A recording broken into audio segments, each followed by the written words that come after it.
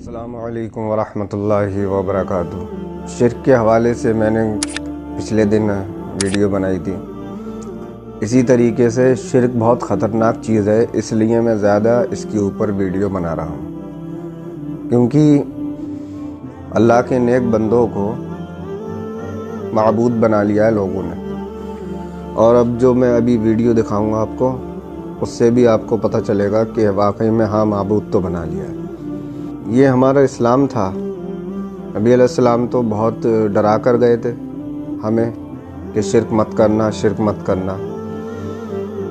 اور رسول اللہ صلی اللہ علیہ وسلم کی ایک حدیث ہے کہ دعا ہی عبادت ہے، تو جب کسی اور سے دعا ہوگی تو وہ عبادت ہوگی، اور عبادت کسی اور کی کرنا شرک اور کفر ہے۔ تو اسی لیے میں بار بار یہی ویڈیو بناتا ہوں، زیادہ تر شرک کے اوپر۔ تو شرک سب سے بڑا گناہ ہے اور کوئی بچا نہیں سکتا، کوئی بھی۔ نبی علیہ السلام بھی اس کی سفارش نہیں کریں گے جو شرک کرتا ہوگا اللہ کے ساتھ۔ نبی علیہ السلام بھی کہہ دیں گے اے اللہ اسے دوزخ میں رہنے دے، اس نے تیرے ساتھ شرک کیا تھا۔ تو سوچیں اور تھوڑی ٹینشن لیں اس بات کی۔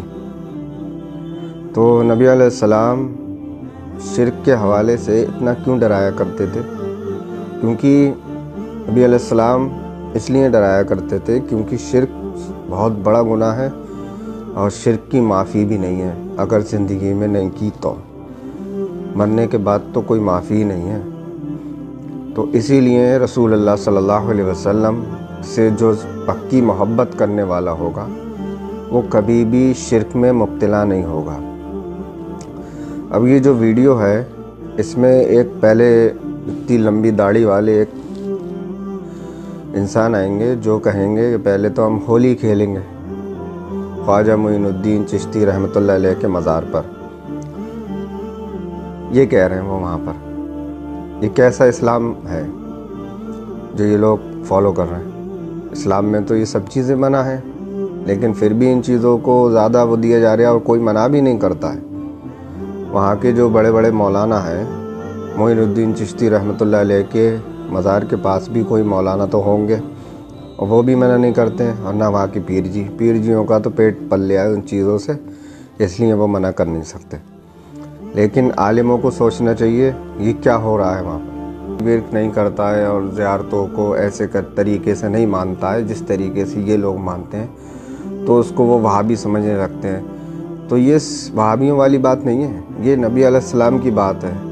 رسول اللہ صلی اللہ علیہ وسلم سے سب لوگ محبت کرتے ہیں دل سے، لیکن جب یہاں بات آتی ہے کہ شرک مت کرو تو کیوں چھوڑ دیتے ہیں؟ کیونکہ انہیں رسول اللہ صلی اللہ علیہ وسلم سے زیادہ اب اپنے عالموں اور اپنے فرقے سے محبت ہے، صرف اس وجہ سے، اسی لیے وہ شرک نہیں چھوڑ پاتے ہیں۔ اور جو دوسری ویڈیو ہے اس میں وہ ایک بابا ٹائپ ہے، لال کپڑے پہنتا ہے، وہ تو کھلا کھلی ایسی دعا مانگتا ہے جیسے ایک اللہ سے دعا کی جاتی ہے، خواجہ صاحب سے۔ یہ دیکھیے کتنی غلط بات ہے کہ اللہ کی طرح دعا مانگ رہا ہے کہ آپ تو دلوں کے حال جانتے ہیں، دلوں کا حال صرف اللہ جانتا ہے، کوئی نہیں جانتا ہے۔ یہ کہہ رہا ہے، اب سوچیں اتنا بڑا شرک پھیلا رہا ہے وہ، اور لوگ اس کو کچھ بھی نہیں کہتے ہیں، کچھ بھی۔ بہت بڑا جاہل انسان ہے وہ، اور لوگ اس کی باتوں میں آ رہے ہیں، سیدھے سادے لوگ جنہوں نے قرآن حدیث کھول کر نہیں پڑھا ہے، اس لیے۔ اب آپ وہ ہولی کھیلی جا رہی ہے، خواجہ کے رنگ میں سب لگے ہوئے۔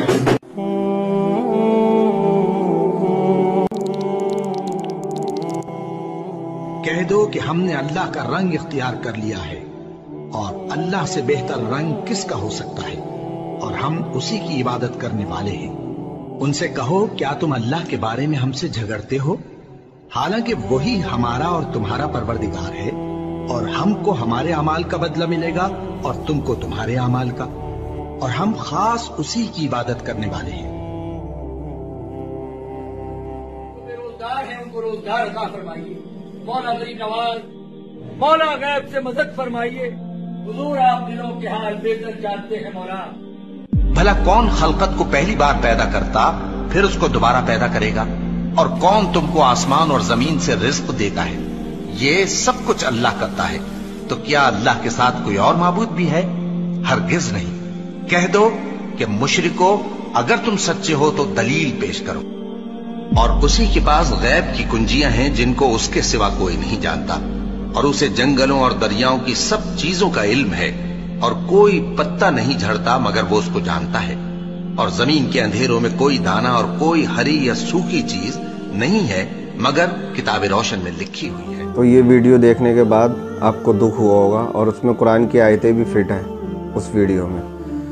تو وہ قرآن کی آیتیں میں نے کئی بار ویڈیو میں بتائی ہیں، اور وہ وہی فٹ ہو رہی ہیں بالکل ان لوگوں کے اوپر۔